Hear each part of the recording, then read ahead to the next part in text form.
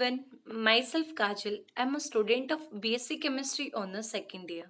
Today I'm going to make a presentation on topic amines. Introduction. Amines are formed by replacing one or more hydrogen atom of ammonia NH3 with alkyl group. In nature, they occur among protein, vitamin, alkaloids and hormones. Synthetic examples include polymer, dyestuff and drugs. Two biological active compounds, namely adrenyl and epidrine, both containing secondary amino group, are used to increase the blood pressure. Amines वो compound होते हैं जो एक या दो hydrogen replace करने से बनते हैं। बॉडी के अंदर अमीनो ग्रुप बहुत ही इंपॉर्टेंट होता है क्योंकि सेकेंडरी अमीनो ग्रुप हमारी बॉडी का ब्लड प्रेशर इंक्रीज करने में मदद करता है। Structure of amine. Nitrogen orbital in amine are sp3 hybridized. Also, the geometry of amine is pyramidal. Every of the three sp3 hybridized orbital of nitrogen are related with orbital of hydrogen or carbon depending ahead the composition of the amine. Nitrogen example ले रखा है nitrogen जिसमें से which is connected with 3CH3 group which is called the tertiary अमीन। इसके अंदर क्या देखा कि जो नाइट्रोजन है इसकी हाइब्रिडाइजेशन sp3 है तो जिससे इसके जियोमेट्री पिरामिडल है। एनिलीन। एनिलीन द कंपाउंड है मतलब एक ऐसा कंपाउंड जिसके अंदर बेंजीन ग्रुप के अंदर NH2 ग्रुप प्रेजेंट है उसी को सिंपल एनिलीन कहते हैं जो बहुत ही इंपॉर्टेंट है सभी अमीन्स में से। Manufacturing process. अब हम वन बाय वन पढ़ते हैं कि कैसे हम अमीन्स को प्रिपेयर करते हैं from nitrobenzene, from nitroalkane, from acid amide, from acid nitrile etcetera.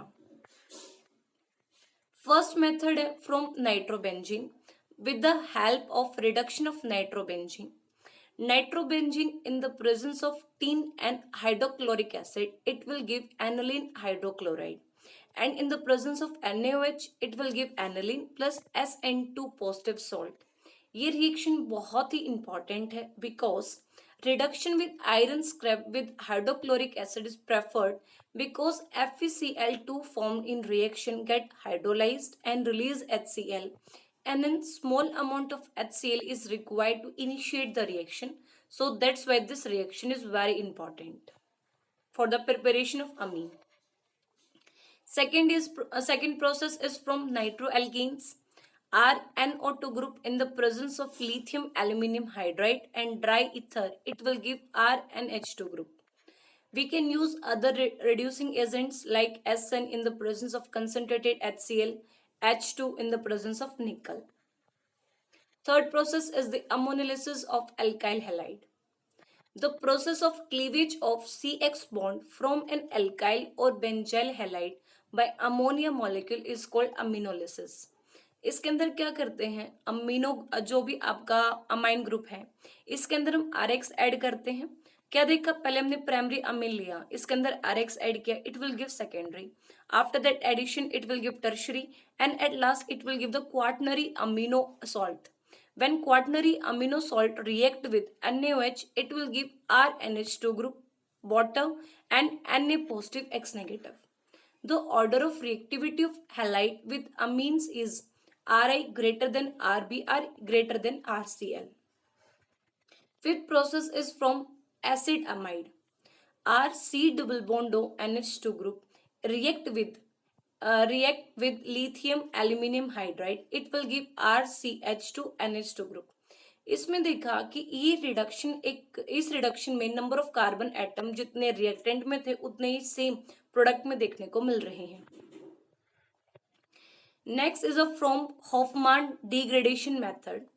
When RC double bond O NH2 react with KOH with bromine, it will give RNH2 group. इस reaction के अंदर नंबर ऑफ कार्बन एटम कम हो जाते हैं। देखा कि जो आपके रिएक्टेंट है इसके अंदर एक मेंबर ज्यादा है then the product. Next is from acid nitrile. RCN react with lithium aluminum hydride in the presence of dry ether, it will give RCH2 and H2. Other reducing agents like hydrogen in the presence of nickel at 140 degree Celsius या फिर sodium का use करेंगे ethanol के साथ. Next is from haloalkane. Haloalkane RX react with ammonia, it will give the quaternary salt. After that, it will react with OH negative and it will give RNH2 group. Further substitution gave the mixture of the products. अब आते हैं इनके physical property कि जो amines है इसकी क्या क्या फिजिकल प्रॉपर्टी होती हैं. बेसिकली जितने भी अमीन्स होते हैं उनकी फीसिस स्मेल पानी के अंदर सॉल्युबल है because of the hydrogen bonding. Aromatic compound है, उनका हाई बॉइलिंग पॉइंट है विथ फीसिस स्मेल, बट वो पानी के अंदर इनसॉल्युबल है. क्यों? क्योंकि एरोमेटिक कंपाउंड के अंदर जो आपका नॉन पोलर करेक्टर है, नॉन पोलर ग्रुप, वो बड़े बिगर इन साइज, और जितना आपका नॉन पोलर ग्रुप जितना बड़ा होता है वो पानी के अंदर उतना ही कम सॉल्युबल आपको देखने को मिलेगा. So that's why aromatic amine are the less soluble in water. अब है इसकी केमिकल प्रॉपर्टीज की क्या क्या इसकी केमिकल प्रॉपर्टी होती है. सबसे पहले आता है इसका basic character. Amine ammonia react with water, it will give NH positive plus OH negative. Similar reaction करेंगे, amines react with water, it will give RNH3 positive plus OH negative. इसकी Kb की वैल्यू क्या होगी? Concentration of RNH3 positive, concentration of OH negative divide by concentration of RNH2 group. Basic strength depend on the availability of lone pair electron on nitrogen and stability in water. Means the stability of the conjugated cation. जिसका conjugated cation जितना ज्यादा stable होगा वो उतना ही ज्यादा base अच्छा होता है. बेसिक करेक्टर सबसे पहले आता है कि बेसिक करेक्टर को हम कैसे डिटरमाइन कर सकते हैं, वो है on the basis of the inductive effect. Inductive effect कि जो एल्काइल ग्रुप है उनकी डोनेशन पावर कितनी ज्यादा होती है. जो आपका CH3 ग्रुप है वो ऑलवेज डोनेटिंग होता है, तो देखा कि जो आपका टर्शरी है उसमें 3 है तो वो ज्यादा डोनेट करेंगे, सेकेंडरी में 2 है और प्राइमरी में 1 और अमोनिया में तो 1 भी नहीं है. इट मीन्स इसके बेस पे देखा गया तो टर्शरी वो ज्यादा बेसिक है then secondary then primary then ammonia. But second जो फैक्टर लगाया वो है सॉल्वेशन कि किसका सॉल्वेशन कितना ज्यादा होगा. Due to the formation of H bond between NH and water, इसके बेस पे देखा गया तो अमोनिया ज्यादा बेसिक है then primary then secondary then tertiary. तो दोनों के बेस पे जो ओवरऑल फैक्ट देखा उसमें जो सेकेंडरी अमीन है वो ज्यादा equal to primary then then tertiary then ammonia. अब आते हैं बेसिक नेचर. कंपेयर करेंगे अमोनिया CH3NH2 या फिर CH3 twice NH. Basic strength increases as more alkyl group attached to the nitrogen atom. Alkyl group is electron donating group which makes the lone pair of electron of nitrogen more available to coordinate with proton. Means इसमें बताते हैं कि जितने CH3 group बढ़ते जाते हैं उतनी ही ज्यादा आपका बेसिक करेक्टर इंक्रीज होता चला जाएगा. B की वैल्यू दे रखी है of the amine in aqueous phase because as we know that pKb value is equal to minus log of Kb. जिस बेस की जितनी Kb वैल्यू ज्यादा होगी उसकी उतनी pKb वैल्यू कम, इट मीन्स उतना ही ज्यादा स्ट्रॉन्ग बेस होता है. फिर देखा बेसिक करेक्टर कि aromatic amine are the less basic than the aliphatic amine. क्यों? This is because the lone pair of electron of nitrogen can overlap with the pi molecular orbital of the benzene ring. It is thus less available to coordinate with the proton. So that's why aromatic amine less basic है than the alphatic amine. जो amines हैं इसके कुछ resonating structure आपको दिए गए हैं. अब है resonance structure of the aniline कि एनालिन ग्रुप इसका रेजोनेंस स्ट्रक्चर है जिसके जितने ज्यादा रेजोनेंस स्ट्रक्चर होते हैं उतनी ही ज्यादा उसकी स्टेबिलिटी होती है. अगर मैंने क्या किया कि एनालिन के ऊपर क्या कर दिया, इलेक्ट्रॉन रिलीजिंग ग्रुप लगाया.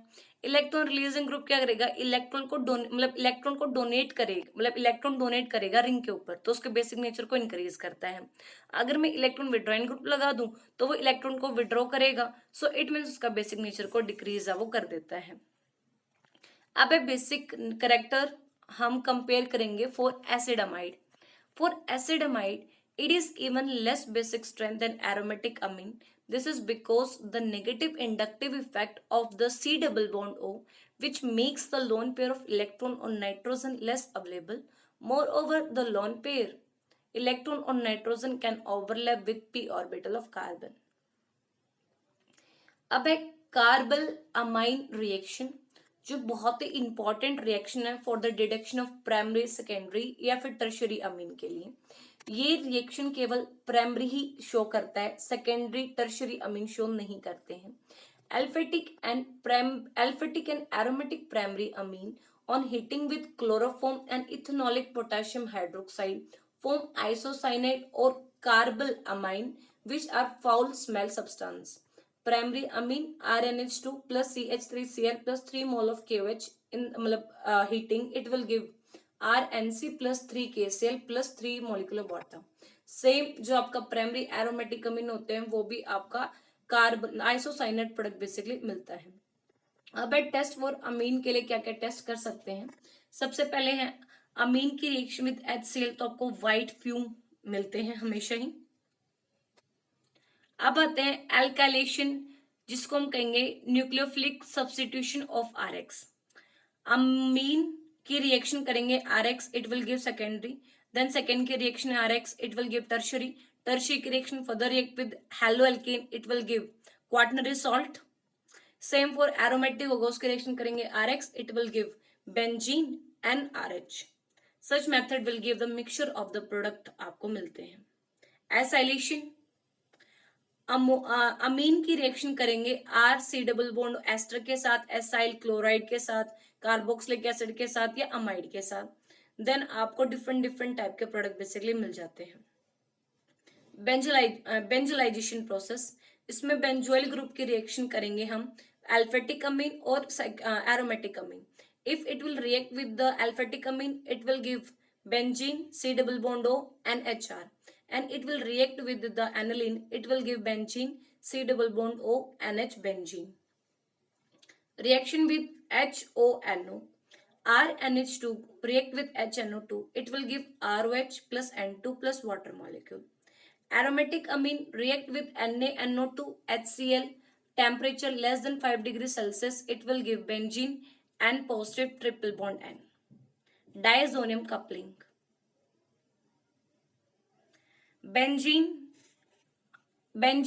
N2 positive react with benzene and CH3, it will give benzene and triple bond N, benzene and CH3 जो आपके डाइज बेसिकली बन जाते हैं, इसको हम डाइजोनियम कपलिंग है वो कहते हैं.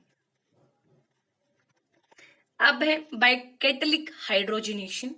The catalytic hydrogenation of nitro group take place smoothly in the presence of finely divided nickel और प्लेटिनियम कैटलिस्ट. नाइट्रो बेंजीन ले रखिए, उसकी रिएक्शन करेंगे प्लेटिनियम हाइड्रोजन के साथ, इट विल गिव अमाइनिलीन आपको मिल जाता है. फिर है simple classification of the amines, की अमीन्स को हम कैसे क्लासिफाई कर सकते हैं. पहले आपका प्राइमरी अमीन, कि इसको कैसे बनता है कि जो आपका अमोनिया है उसमें से एक हाइड्रोजन रिप्लेस करो R ग्रुप से, देन आपका प्राइमरी अमीन बन जाता है. इसकी नोटेशन NHH. सेकेंडरी आपका सेकेंडरी अमीन, कि आपको 2 R ग्रुप लगा दो हाइड्रोजन की जगह, उसकी नोटेशन हो जाती है NH. और टर्शियरी तीनों हाइड्रोजन रिप्लेस कर दो R ग्रुप, देन आपका टर्शियरी अमीन्स बेसिकली बन जाता है. अब आते हैं डाइजोनियम सॉल्ट.